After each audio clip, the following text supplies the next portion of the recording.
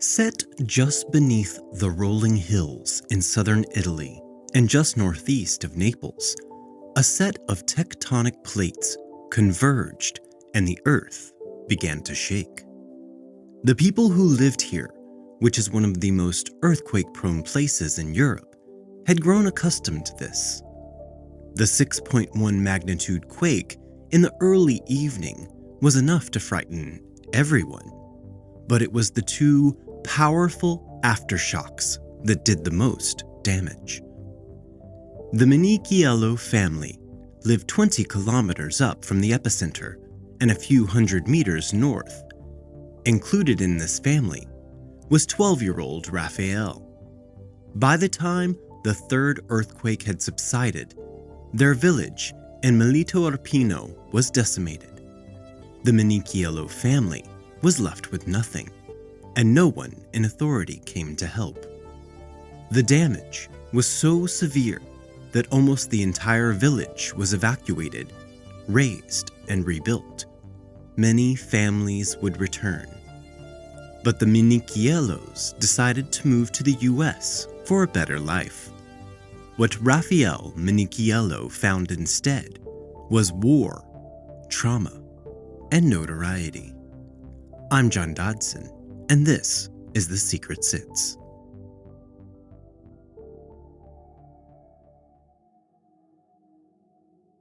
At 1:30 a.m. on Halloween night, Raffaele Minichiello, dressed in camouflage, stepped onto the plane. A $15.50 ticket from Los Angeles to San Francisco in his hand. This was the last stop on Trans World Airlines Flight 85's journey across the U.S., which had started several hours earlier in Baltimore before landing at St. Louis and then Kansas City. The cockpit held a crew of 3, and they were assisted by 4 young female flight attendants, most of whom had only been on the job for a few months.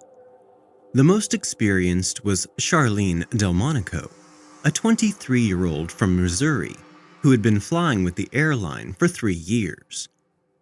Delmonico had swapped shifts to fly on TWA85 as she had wanted Halloween night free.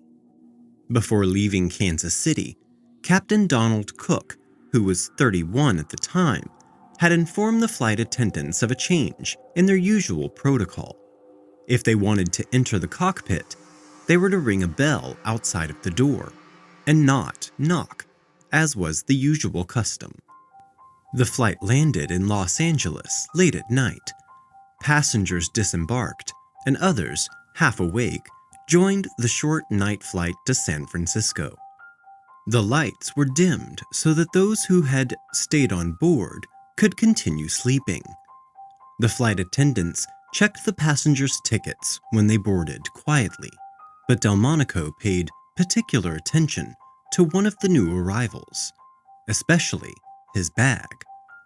The olive-complected young man wearing camouflage, his wavy brown hair flattened, was nervous but polite as he boarded.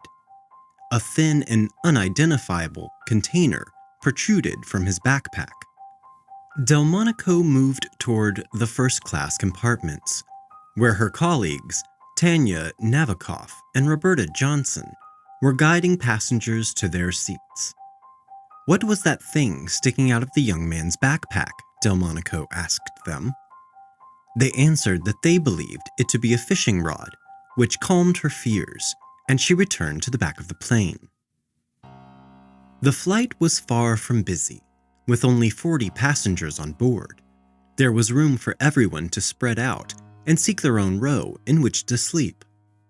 Among the passengers were the 5 members of the sunshine pop group Harpers Bazaar, who had some success with Beatlesque songs in the mid-1960s. Exhausted after a strange concert in Pasadena that night that had been temporarily halted by a man screaming from the balcony of the auditorium. It had been 2 years since the band's biggest hit, an adaptation of Simon and Garfunkel's The 59th Street Bridge song, Fillin' Groovy. But they would hit the peak of their fame just a few hours from now.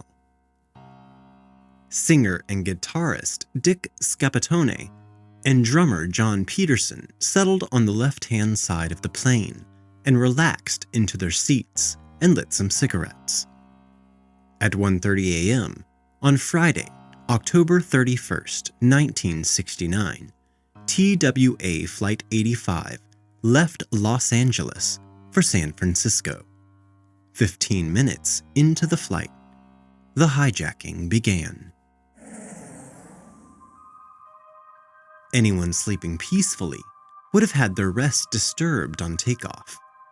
To boost the plane's thrust, this model of the Boeing 707 injected water into the engines as it took off, earning it the industry nickname, the water wagon. The effect inside the plane was violent and noisy, producing an ominous deep rumble. Darkness fell inside of the plane as the flight attendants turned the lights almost all of the way down. As the silence grew, Charlene Delmonico began tidying the galley in the back of the plane, with Tracy Coleman, a 21-year-old languages graduate who had joined the TWA team only 5 months earlier. The nervous passenger in camouflage from earlier stepped into the galley and stood alongside of them. He had an M1 rifle in his hand. Delmonico, calm and professional, responded simply, "You're not supposed to have that."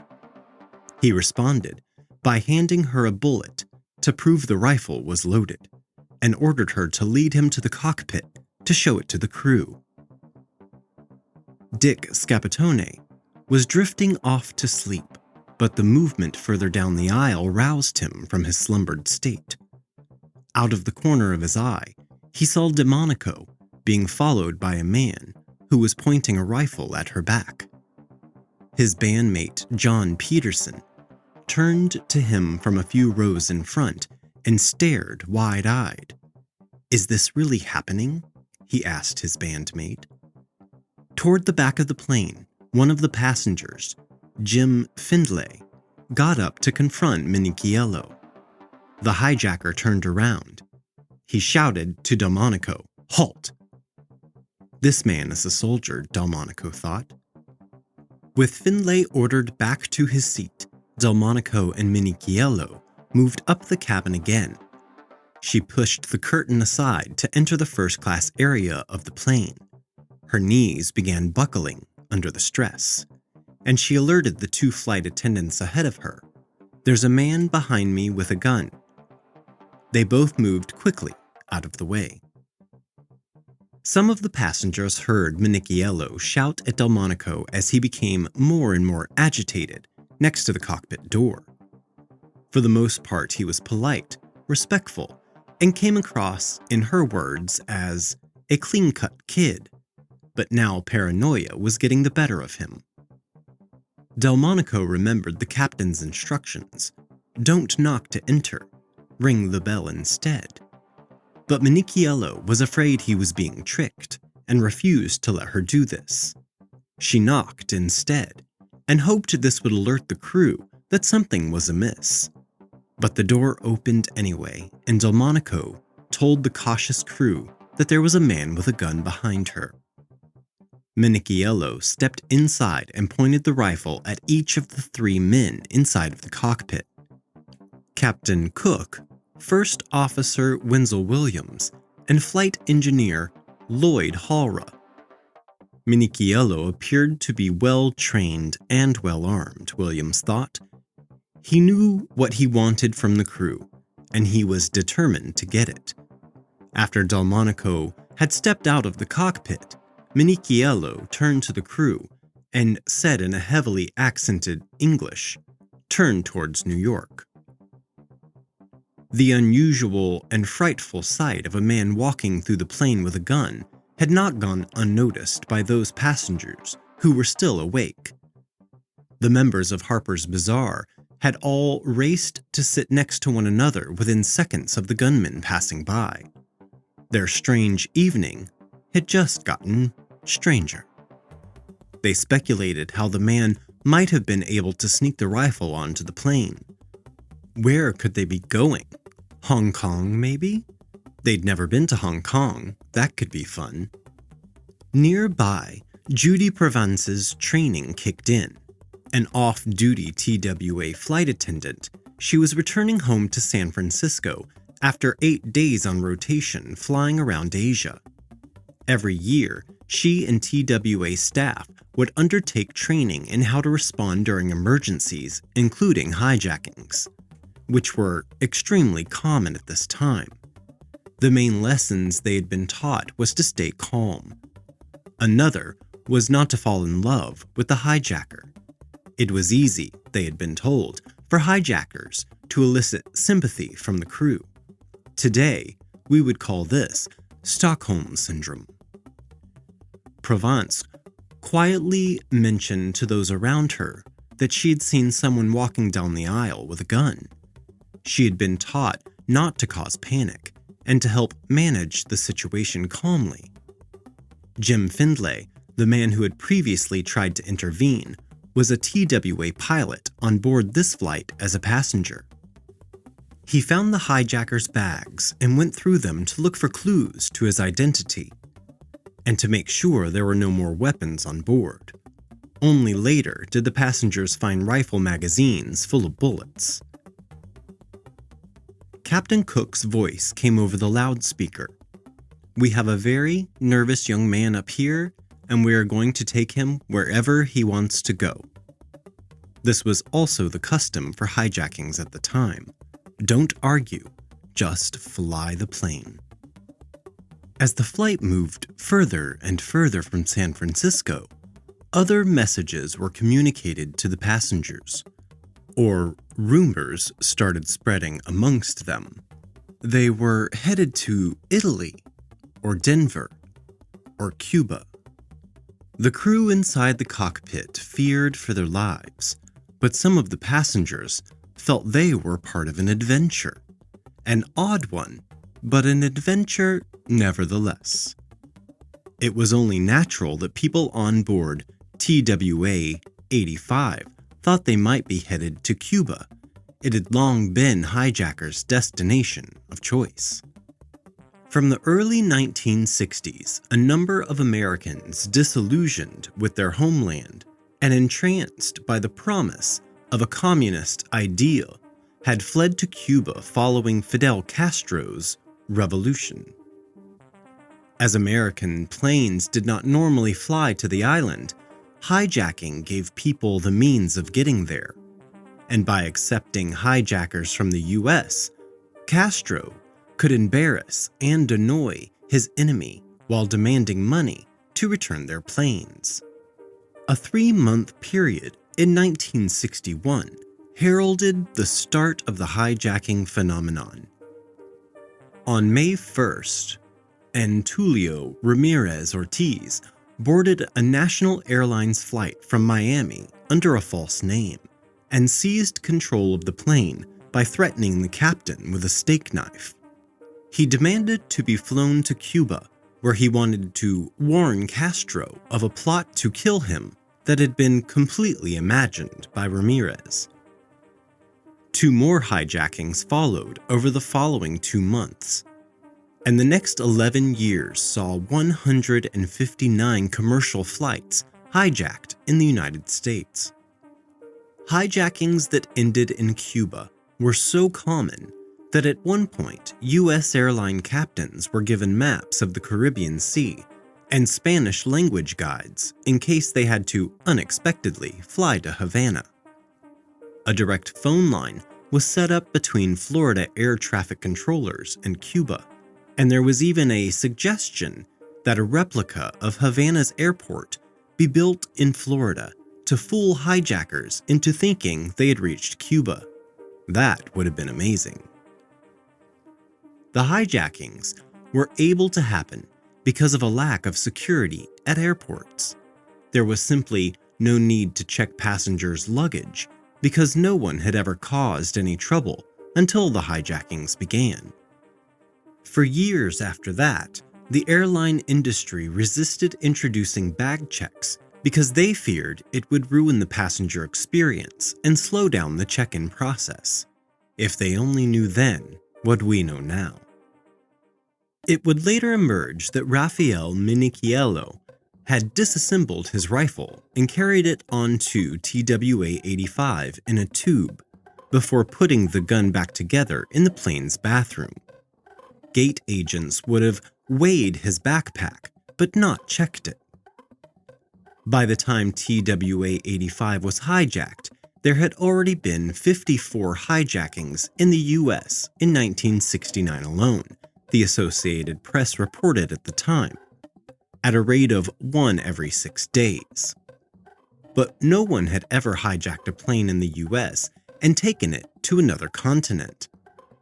The crew were getting mixed messages from their frazzled hijacker. He wanted to go to New York or maybe Rome. If their destination was to be New York, that would be a problem. They had enough fuel to fly only to San Francisco, so they would have to stop for some more. And even if they were headed to Rome, there would be an even bigger obstacle. Nobody on board was qualified to fly internationally. Eventually, Captain Cook was allowed into the cabin to talk to the passengers. "If you've made any plans in San Francisco," he said, "don't plan on keeping them, because you're going to New York." After some negotiation, Minichiello agreed to let the captain land in Denver to take on enough fuel to reach the East Coast. While over Colorado, Cook alerted air traffic control for the first time that the plane had been hijacked. The plans soon changed. Minichiello would let the 39 other passengers get off in Denver, but he insisted that one of the flight attendants stay on board. A small debate broke out about who should stay. The hijacker's preference was Delmonico, who he had led to the cockpit at gunpoint. Cook wanted Roberta Johnson, who he knew best from all of the 4 attendants. As Delmonico began writing a manifest of all of the passengers' names on board, Tracy Coleman went up to the cockpit with coffee for the crew. When she stepped back out, she insisted to Delmonico, "I'm going to go." Coleman had a boyfriend in New York, she said, and she could go see him. But Delmonico knew New York was not the final destination. "You're not going to stay in New York," she told Coleman. "He can't stay there.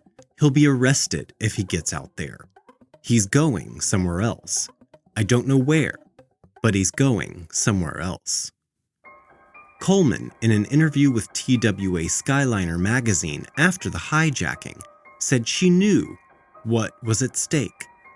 "It wasn't because I just wanted to go along for the ride," she said, "but it was feared that if one of the stewardesses didn't stay on board, he may not let the passengers off in Denver." Minichiello had demanded that the lights at Denver's Stapleton International Airport be turned off as the plane landed. He didn't want any surprises and promised to release the passengers only if there was no trouble. His nerves apparently calming down by this point, the hijacker proved surprisingly accommodating. While he was exiting, Jim Findlay, the TWA pilot on board as a passenger, realized that he had left behind a Halloween outfit he had bought in Hong Kong. Findlay asked Minichiello if he could return to the back of the plane to retrieve it. He politely replied, "Sure." As the passengers filed off of the plane and into the cold, foggy weather, they were met by a stern-looking FBI agent in an overcoat. The relief amongst those allowed to leave was clear, and they were led down a darkened corridor through the terminal. At the end was a room teeming with FBI agents who had rushed to the airport at short notice and were waiting to take statements from the 39 passengers and 3 flight attendants. The members of Harpers Bazaar remembered what their manager had once told them. If they were ever involved in any trouble, anything at all, they were to call him first, even before they got to the police station or hospital. As soon as they reached the terminal, they did just that, even though it was the middle of the night where he lived. Their tactic unwittingly paid off. When the band had finished giving their statements, they stepped into another room and were greeted with the flashes of camera bulbs, reporters shouting the band's name, and phones ringing as news outlets around the U.S. hoped to hear their story. It was the best publicity we ever had by a mile, they told the BBC. The assembled photographers took photos of tired passengers slumped against walls. Other passengers smiled, bewildered, as they recounted what had happened. The 3 flight attendants gave statements to the FBI, and Charlene Delmonico's ended up being 13 handwritten pages. After a day of interviews, all of the flight attendants got back home to Kansas City late in the evening, and TV channels kept viewers updated as the hijacking continued. Delmonico settled in at home after more than a day without sleep. Late in the evening, her telephone rang. It was the FBI. They wanted to know, could they come around to see her? They arrived at 11 o'clock and handed her a photo. The image of Raffaele Minichiello looked back at her. Yes, that's him, she said. It was a face she would encounter again, almost 40 years later. The 3-hour flight from Denver passed peacefully. Minichiello had calmed down and was stretched out in first class with the gun at his side. He poured himself an unusual cocktail from 2 miniature bottles, Canadian Club whiskey and gin. Only 5 people remained on board TWA85. Captain Cook, First Officer Williams, Flight Engineer Holra, and Flight Attendant Tracy Coleman, and the hijacker himself. The plane landed at John F. Kennedy Airport late in the morning and was parked as far from the terminals as possible. The order from the cockpit, like in Denver, was for as few people as possible to approach the plane. But the FBI was ready and waiting to stop the hijacker before he set a dangerous precedent and took a domestic flight to another continent. Close to 100 agents were waiting for TWA85, many disguised as mechanics, hoping to sneak on board. Within minutes of the landing, as refueling was about to take place, the FBI started approaching the plane. Through the cockpit window, Cook spoke to one agent who wanted a hesitant Minichiello to come closer to the window to speak to them. Raffaele was running up and down the aisles to make sure they weren't trying to sneak on the airplane, Wenzel Williams told the BBC. He felt he would be shot if he came to the window. The captain, one eye on his passenger, warned the agents to stay away from the plane. Soon afterwards, a shot rang out. The accepted versions of events now is that Minichiello did not intend to shoot. In his agitated state, just outside of the cockpit door, he is thought to have nudged the trigger of his rifle with his finger. The bullet pierced the ceiling and glanced off of an oxygen tank, but did not penetrate it or the plane's fuselage. Had it damaged the fuselage, the plane would not have been able to continue to fly. Had it pierced the oxygen tank and caused an explosion, there might not have been a plane or crew left to fly either. Even though the shot had apparently been fired by accident, it sent shivers through the crew as they were reminded that their lives actually were at risk. Captain Cook, who was sure the rifle had been fired on purpose, shouted at the agents through the window, chastising them and telling them that the plane was leaving immediately without refueling. 2 TWA captains with 24 years' experience who were approved to fly internationally, Billy Williams and Richard Hastings, pushed their way through the FBI agents and onto the plane. all of our original players are still on board the aircraft. The FBI plan was damn near a prescription for getting the entire crew killed, Cook later told the New York Times. We sat with that boy for 6 hours and had seen him go from practically a raving maniac to a fairly complacent and intelligent young man with a sense of humor. And then these idiots irresponsibly made up their own minds about how to handle this boy on the basis of no information, and the good faith we had built up for almost 6 hours was completely destroyed. The two new pilots, who were in no mood to humor the hijacker, took charge of the plane. Minichiello ordered everyone else to stay inside the cockpit with their hands on their heads. The plane took off quickly, with nowhere near enough fuel on board to reach its intended destination, Rome, Italy. 20 minutes after the plane had left New York, with a bullet still lodged in its roof, the tension on board had subsided, thanks largely to Cook convincing Minichiello that the crew had nothing to do with the chaos at Kennedy Airport. The events that had taken place meant the plane had been unable to refuel, so within an hour, TWA85 landed in Bangor, Maine, where it took on enough fuel to cross the Atlantic. By now, in the early afternoon, the story of the hijacking and the drama in New York had gained the full attention of the media. Photographers and reporters turned out en masse at Bangor's airport terminal. Close to 75 police officers ensured the press stayed as far as possible from the plane in case the gunman was provoked again. Hundreds of people had driven to the airport to get a glimpse of the action, but were kept away from the terminal. From the plane, the hijacker spotted two people watching from a nearby building. Cook, eager to leave, radioed the control tower. "You had better hurry. He says he's going to start shooting at that building unless they get a move on." The two men quickly left.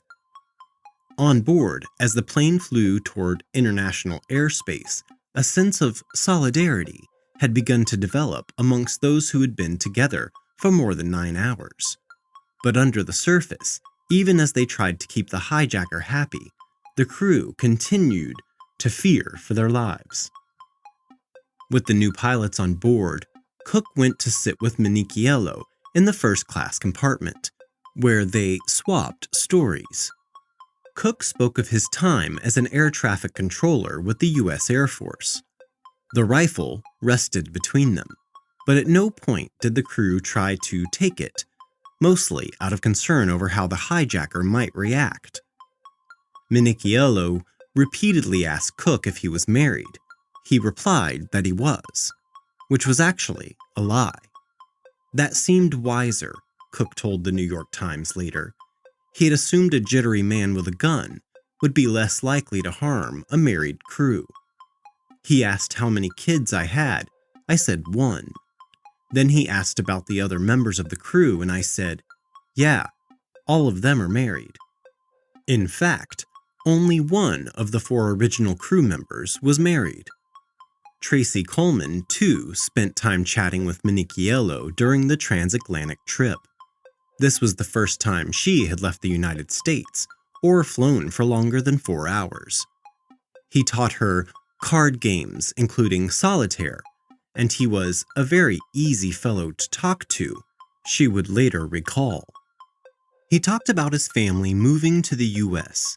and, intriguingly, said he had had a little military trouble after coming back to the States and just wanted to go home to Italy. Coleman later told an airline industry magazine, "She slept a little during the 6-hour flight from Bangor to Shannon on Ireland's west coast, where TWA85 refueled once more in the middle of the night. Few others on board were able to sleep. We were too keyed up for that," Wenzel Williams recalled. "The only food on board was a handful of cupcakes left over from the original flight from Baltimore to Los Angeles. Food wasn't exactly much of an issue," Williams told the BBC. having a gun pointed at us a good bit of the time kept most other issues at bay. As TWA85 crossed time zones on its approach to Ireland, and October 31st became November 1st, Minichiello turned 20 years old, and no one celebrated. Half an hour after landing in Ireland, TWA85 was off again, on the final stretch of its 6,900-mile journey to Rome. TWA85 circled Rome's Fiumicino Airport early in the morning. Minichiello had one more demand. The plane was to be parked far from the terminal, and he was to be met by an unarmed police official. The hijacking was nearing its end, 18 and a half hours after it had started over the skies in Central California. It was, the New York Times reported at the time, the world's longest and most spectacular hijacking. In the last few minutes of the flight, Williams said the hijacker offered to drive the crew to a hotel once they had landed, an offer they politely declined. Minichiello also feared the crew would be punished for not having stolen his gun when they had an opportunity. "I've given you guys an awful lot of trouble," he told Cook. "That's all right," the captain replied. "We don't take it personally." At the airport, shortly after 5 a.m., a lone Alfa Romeo approached the plane. Out of it emerged Pietro Gulli, a deputy customs official who had volunteered to meet the hijacker. He walked up the steps to the plane with his hands up, and Minichiello emerged to meet him. "So long, Don," the hijacker told the captain as he left. "I'm sorry I caused you all of this trouble." Minichiello noted Cook's address in Kansas City so he could later write to him and explain what had happened after they separated. The two men walked down the steps toward the car, Minichiello still holding his rifle, and the 6 people on board felt total relief, according to First Officer Wenzel Williams. They were finally free again, but they all hoped the next stage of the hijacking would end safely for both Minichiello and his new hostage. After Los Angeles, Denver, New York, Bangor, Shannon, and Rome, there was only one destination now. "Take me to Naples," Minichiello ordered Gulli. He was heading home. 4 police cars trailed the Alfa Romeo, and the officers' voices crackled over the hostage's radio. Minichiello, sitting in the back seat, switched off the radio and gave his hostage directions where to go. In the countryside, about 6 miles from the center of Rome, having somehow evaded the pursuing cars, the Alfa Romeo traveled down lanes that became increasingly more narrow. Eventually, they reached a dead end, and both men stepped out of the car. Realizing he had few options left, Minichiello sprinted away in a panic. 23 hours after TWA85 left Los Angeles, Minichiello's journey came to an end. It did so only because of the publicity the hijacking had generated. Over 5 hours in the hills around Rome, hundreds of police officers, some with dogs and helicopters, led the search for the hijacker, but in the end, he was found by a priest. Saturday, November 1st, was All Saints' Day, and the Sanctuary of Divine Love was full for morning mass. Among the well-dressed congregation, a young man in his vest and undershorts stood out. Minichiello had sought shelter in the church after shedding his military clothes and stashing his gun in a barn. But his face was now famous, and the vice-rector, Don Pasquale Cille, recognized him immediately. When the police finally surrounded Minichiello outside the church, he expressed bewilderment that his countrymen might want to detain him. "My people, why are you arresting me?" he asked. He employed the same tone hours later while speaking to reporters, his hands free of cuffs after a brief interrogation in a Rome police station. "Why did you do it?" one reporter asked. "I don't know," he replied. When another asked him about the hijacked plane, he replied in a perplexed tone, "What plane? I don't know what you're talking about."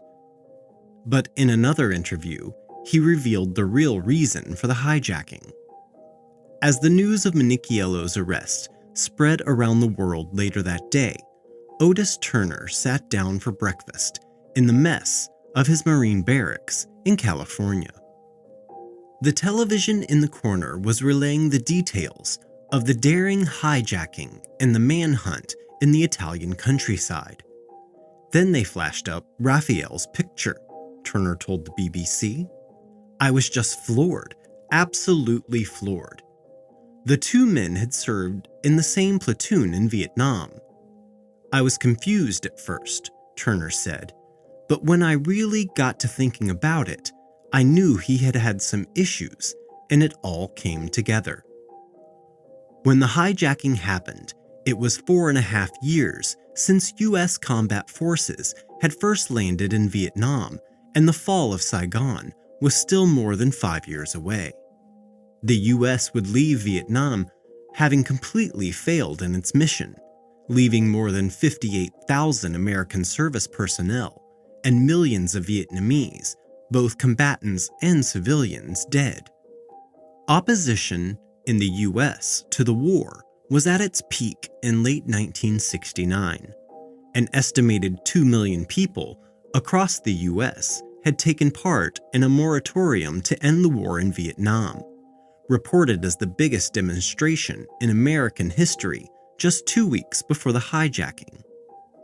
The lottery drafting young Americans to fight was still a month away from being enforced, but many thousands of young men had already volunteered, believing back then that the cause was valid. Raffaele Minichiello had been one of those who had volunteered. In May of 1967, the 17-year-old left his home in Seattle. This was where he and his family had moved after the earthquake in their Italian homeland in 1962. He traveled to San Diego to enlist in the Marine Corps, and for those who knew him, this did not come as a surprise. Minichiello barely spoke English and had been teased for his thick Neapolitan accent by his classmates before dropping out of school altogether. Doing so had brought an end to his ambitions of being a commercial pilot. But he was proud of his adopted country and was willing to fight for it in a hope that it would make him a naturalized American citizen. Otis Turner arrived in Vietnam about the same time as Minichiello, and they served in different squads in the same Marine platoon. In 2019, Turner looks back with some shame at what they were ordered to do and how they complied. Their mission was brutally simple. From the time we joined the Marine Corps, we were basically all about kill, kill, kill, he said. That's all they wanted us to do. They drilled that into us from the beginning. Minichiello's role brought him into firefights that killed close friends and led him to save others who were in danger. He was awarded the Cross of Gallantry, which was given out by the government of South Vietnam to those who had displayed heroic conduct in the war. Adjusting to daily life back in the U.S. proved impossible. Turner said, "There were a lot of sick people, confused people. Raffaele was in some state. All of us were confused when we left Vietnam." Turner said most members of his and Minichiello's platoon, including himself, went on to be diagnosed with post-traumatic stress disorder, or PTSD. The U.S. Department of Veteran Affairs estimates that up to 30% of all those who served in Vietnam have suffered PTSD at some point in their lives. About 810,000 people. Raffaele Minichiello would not be diagnosed until 2008. He remains ineligible for treatment, having received a less than honorable discharge by the military, a decision his platoon is still campaigning to reverse. Tracked down by reporters near Naples, Minichiello's father, who was by then suffering from terminal cancer and had returned to Italy, knew immediately what had caused his son to hijack the plane. The war must have provoked a state of shock in his mind, Minichiello's father said. Before that, he was always sane. Yet another reason for the hijacking soon emerged. While in Vietnam, Minichiello had been sending money to a Marines savings fund. He had collected $800, but when he returned to base at Camp Pendleton, California, he noticed there was only $600 in his account. It was not enough to pay for a visit to Italy to see his dying father. Minichiello raised his concerns with his superior officers and insisted that he be given the $200 he felt he was owed. His superiors did not listen and dismissed his complaint, and so Minichiello took matters into his own hands.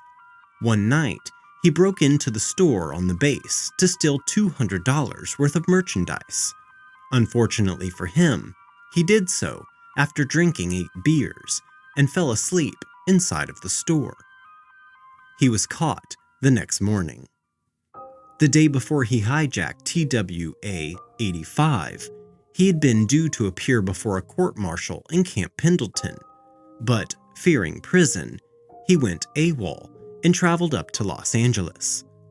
With him, he took a Chinese rifle he had registered as a war trophy in Vietnam. Against the odds, Minichiello became a folk hero in Italy, where he was portrayed not as a troubled gunman who had threatened a plane full of passengers, but as a fresh-faced Italian boy who would do anything to return to the motherland. He faced trial in Italy and would not face extradition to the US, where he could have faced the death penalty. At his trial, his lawyer portrayed Minichiello as the victim, the poor Italian victim, of an unconscionable foreign war. I'm sure that Italian judges will understand and forgive an act born from a civilization of aircraft and war violence, a civilization which overwhelmed this uncultured peasant. He was prosecuted in Italy only for crimes committed in Italian airspace and sentenced to 7.5 years in prison.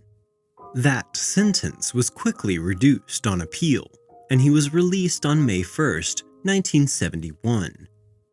Wearing a brown suit, the 21-year-old stepped out of the Queen of Heaven prison near the Vatican to face crowds of photographers and cameramen. Occasionally intimidated by the attention and breaking into a smile that flitted from nervousness to cockiness, he stopped to speak to reporters. "Are you sorry for what you did?" one asked.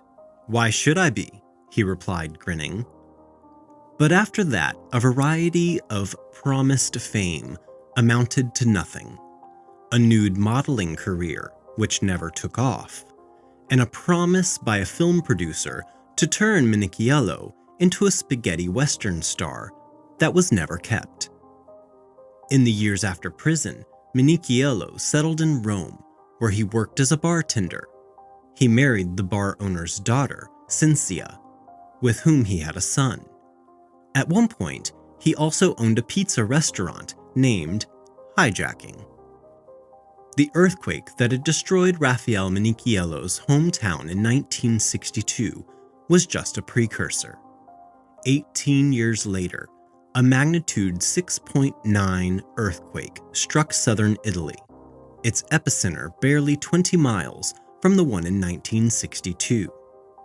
This was the most powerful earthquake to strike Italy in 70 years, and it caused enormous damage across the Aripina region. Up to 4,690 people were killed, and 20,000 homes, many of them in weakened states after the 1962 quake, were destroyed. Soon afterwards, Italians began arriving in large groups to the region east of Naples to distribute aid. Among them was Raffaele Minichiello. The 31-year-old was still living in Rome at the time, but had felt compelled to make the 300-mile trip home 3 times in only 2 weeks to deliver aid. "I know all about earthquakes in Aripina," he told an interviewer from People magazine in December of 1980. "That is where I was born, and that is where all my troubles began." In the post-earthquake ruins, a more repentant Minichiello began to emerge. "I'm very different now to who I was," he said. "I'm sorry for what I did to those people on the plane." Minichiello's redemption did not come with the Aripina's earthquake, and his story could have ended very differently had his plan for another attack come to fruition, although this plan was much more poorly thought out than his hijacking. In February of 1985, Cinzia was pregnant with the couple's second child. After being admitted to hospital in labor, she and her newborn son died as a result of medical malpractice. Minichiello, feeling angry and let down by the authorities again, knew what he had to do. He would target a prominent medical conference outside of Rome and draw attention to the negligence that had cost his wife and son their lives. He arranged, via an acquaintance, to acquire guns with which he would launch a violent revenge attack. While he plotted, Minichiello struck up a friendship with a young colleague, Tony, who sensed his distress. Tony introduced him to the Bible and read him passages out loud.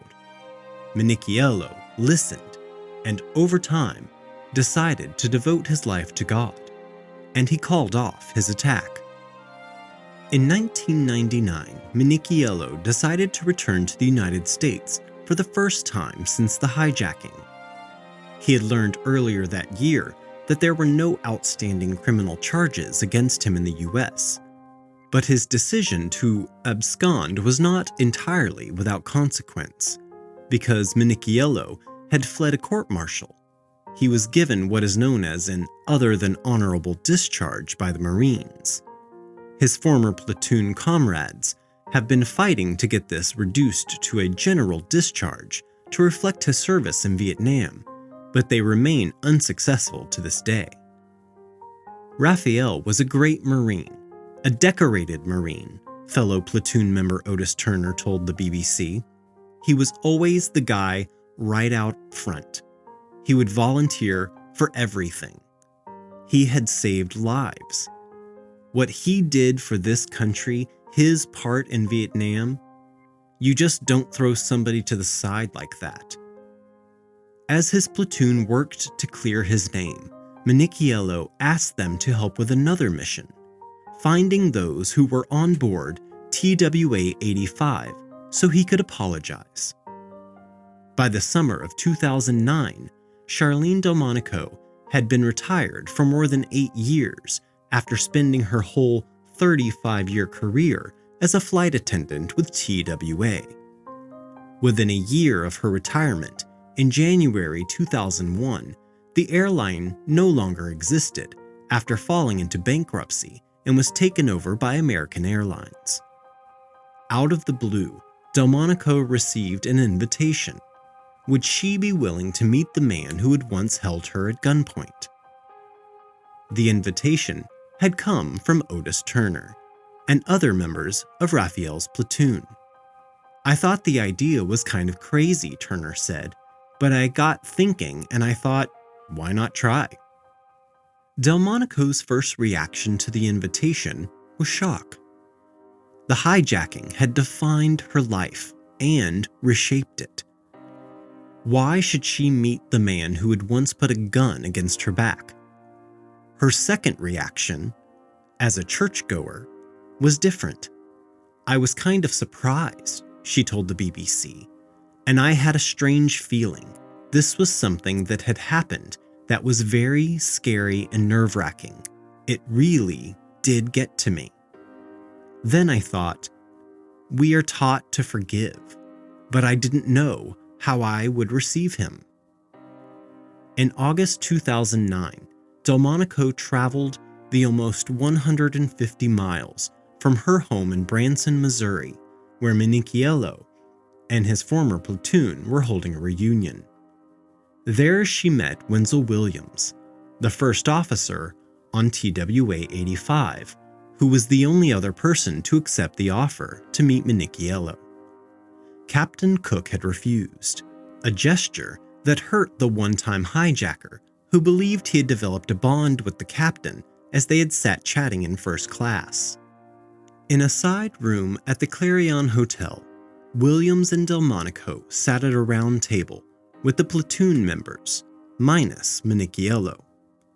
The former soldiers presented them with a letter, expressing what they hoped could be achieved through the meeting. Their obvious support of Minichiello convinced Delmonico that they felt this was a man worth fighting for. After some time, Minichiello walked in and sat down. The atmosphere remained tense for a while, but as more questions flowed and Minichiello began to explain what had happened to him, the group grew closer. Minichiello seemed different to Williams, smaller, more soft-spoken. He appeared weighed down by his guilt as he relived the hijacking, but his remorse appeared sincere. In a way, I got a little closure, saw a different viewpoint, Delmonico said. I probably felt sorry for him. I thought he was very polite, but he was always polite. Before they left, Minichiello handed them both a copy of the New Testament. Inside he had written, "Thank you for your time so much. I appreciate your forgiveness for my actions that put you in harm's way. Please accept this book that has changed my life. God bless you so much. Raffaele Minichiello." Underneath, he added the words, Luke 23:34. The passage reads, "Father, forgive them, for they do not know what they are doing." I'm John Dodson, and this has been The Secret Sits. Audio engineering by Gabriel Dodson. Original artwork provided by Tony Lay.